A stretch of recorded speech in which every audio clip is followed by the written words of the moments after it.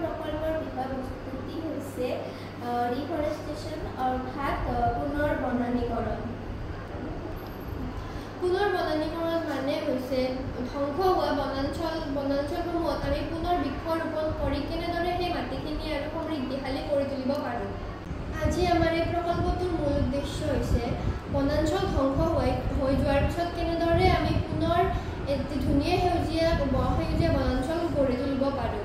বনাঞ্চল ধ্বংসৰ ফলত বিভিন্ন ধৰণৰ অসুবিধাৰ সৃষ্টি হ'ব পাৰে, যেনে বায়ুমণ্ডলত বিভিন্ন ধৰণৰ দূষিত গেছৰ বৃদ্ধি হোৱা, গোলকীয় উষ্ণতা বৃদ্ধি তথা জীৱমণ্ডলতো বনাঞ্চল বৃদ্ধি ইত্যাদিৰ অসুবিধাৰ সৃষ্টি হ'ব পাৰে। এতিয়া আমি আমাৰ প্ৰকল্পটোলৈ আহোঁ। এয়া হৈছে যেতিয়া বনাঞ্চল এখন সম্পূৰ্ণৰূপে গছ-গছনিৰে ভৰি পৰে, তেতিয়া ইয়াত কোনো ধৰণৰ অশান্তিৰ সৃষ্টি নহয়, য'ত জীৱ-জন্তুসমূহে ধুনীয়াকৈ তেওঁলোকৰ খাদ্য গ্ৰহণ কৰি চলা ফুৰা কৰি ধুনীয়াকৈ তেওঁলোকৰ জীৱন নিৰ্বাহ কৰিব পাৰে। আৰু এইটো হৈছে বনাঞ্চল ধ্বংস হোৱাৰ পিছৰ দৃশ্য।